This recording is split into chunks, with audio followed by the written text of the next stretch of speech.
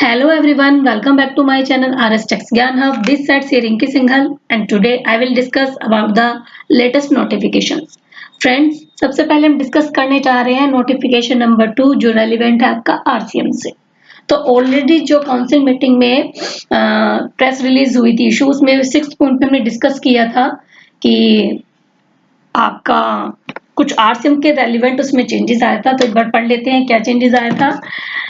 इसमें लिखा था it has been decided to extend the dispensation available to central government, state government, parliament, state legislatures with regard to the payment of GST under RCM to the courts and tribunals also in respect of taxable services supplied by them such as renting of premises to telecommunication companies for installation of towers, renting of chambers to lawyers etc. तो इसमें इन्होंने कहा था कि एक तो क्या word है, अब नोटिफिकेशन में आपको साफ साफ दिख रहा होगा, ये देखिए आप सेकंड पैरा में इन्होंने लिखा है for the words the state legislatures, the words state legislatures court and tribunals shall be substituted, यानी इनके साथ क्या ऐड कर दिया गया, कोर्ट एंड ट्रिब्यूनल्स को ऐड कर दिया गया है और ये 1 मार्च 2023 से एप्लीकेबल होगा। प्लस आरसीएम के लिए इन्होंने क्या कहा कि यदि ये सब सर्विसेज दे रहे हैं या तो प्रीमाइसिस को रेंट पे दे रहे हैं टेलीकम्युनिकेशन कंपनीज को टावर इंस्टॉल करने के लिए या फिर लोअर को चैम्बर्स रेंट पे दे रहे हैं तो इन केसेस में आरसीएम एप्लीकेबल होगा। ठीक है, तो ये कब से होगा, 1 मार्च 2023 से होगा। क्लियर हो गया। अब देखते हैं दूसरे नोटिफिकेशन में क्या बात हो रही है। उसमें एजुकेशनल इंस्टीट्यूशन को जो एग्जम्पशन दी गई है उसको एक्सटेंड करने की बात की गई थी, तो वही यहाँ पर नोटिफाई किया गया है।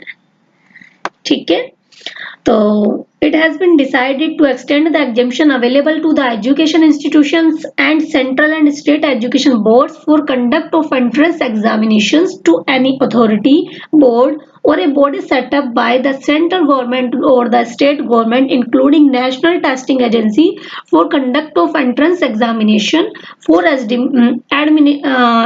admission to educational institute।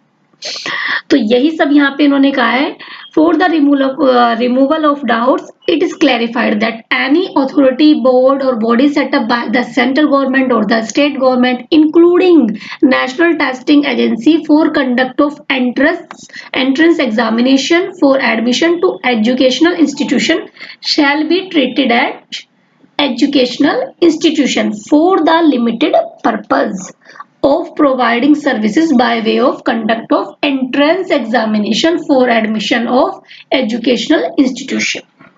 ठीक है, तो ये भी कब से आपका एप्लीकेबल होगा, 1 मार्च से, यानी कि आपका 1 मार्च से आपकी जो एजुकेशनल इंस्टीट्यूशन को एग्जम्पशन दी गई है वो एक्सटेंड हो गई है।